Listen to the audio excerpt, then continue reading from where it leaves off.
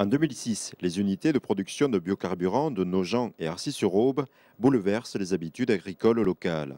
On pensait inaugurer ces deux unités avec une plateforme qui rassemblerait pour l'ensemble des agriculteurs toutes les explications sur le bien fondé des biocarburants en particulier. Donc c'est là qu'est venue l'idée. La genèse du projet est claire, cette plateforme AgroSource doit être réalisée en commun afin d'éviter la dispersion des messages. Reste à trouver le lieu et la forme, pas question de réaliser un énième congrès. Les congrès, en fait, ne sont pas fréquentés par des agriculteurs ou des producteurs de base. Là, l'idée, c'est quand même de les associer, et de les associer d'autant plus que ce sont eux les fournisseurs de matières premières. Je dois dire, à titre personnel, que je n'étais pas surpris de l'accueil très favorable qu'a rencontré ce projet sur le département de l'Aube et sur la région Champagne, parce que travaillant depuis quasiment 30 ans sur ces régions-là et avec ces partenaires-là, je sais que s'il y avait un endroit en France où ça pouvait marcher, ça pouvait manifestement être que là. Saint-Lupien, ses 250 habitants et 15 exploitants agricoles acceptent d'accueillir ce rendez-vous sans précédent. À l'époque, on a contacté les agriculteurs qui étaient exploitants sur ces parcelles-là pour leur demander si dans 2 ans, ils étaient prêts à mettre à disposition des parcelles sans savoir exactement ce qui se ferait, sans savoir comment ça se passerait. Je dirais que c'était un oui de principe et ils ont tous dit oui dès le départ.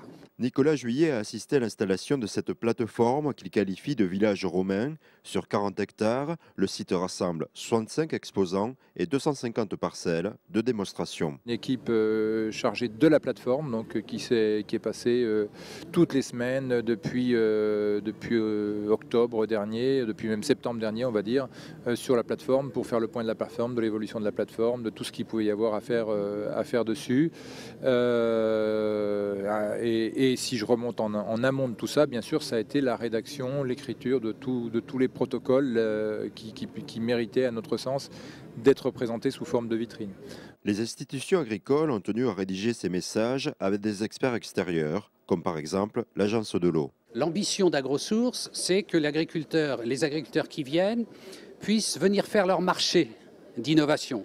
Et puis on va montrer des parcelles, par exemple des parcelles de colza, où on a mis différentes doses d'engrais pour que visuellement, celui qui visite, qui est un pro, les gens qui viennent ici, c'est des pros de l'agriculture, se disent « mais oui, c'est bien sûr, voilà, ça, là on a un meilleur rendement, là on aura plus mauvais rendement, et c'est pas forcément là où on l'attendait. Donc là, notre objectif est atteint, on a illustré et on a permis de mémoriser le message qu'on voulait faire passer, qui est « il faut raisonner sa fertilisation azotée, ça va dans le sens à la fois de l'économie et de l'intérêt de la société ».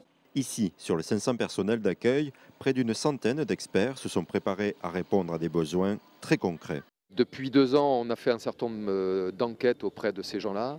On travaille de façon très étroite avec les coopératives et les négociants de la région qui sont en contact quotidien, presque au quotidien avec ces gens-là. Donc on a réussi à formaliser, à structurer une offre qui nous paraissait être la plus appropriée, la mieux adaptée par rapport aux questions qui sont posées dans les campagnes. Le prix des phosphates est multiplié par 3, le prix de la potasse multiplié par 2, le prix du fioul multiplié par 2.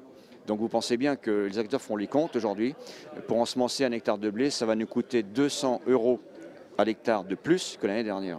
On a fait une innovation cette année, et c'est la première fois qu'on le présente, j'allais dire sur site, c'est ce qu'on appelle le bilan énergétique des exploitations.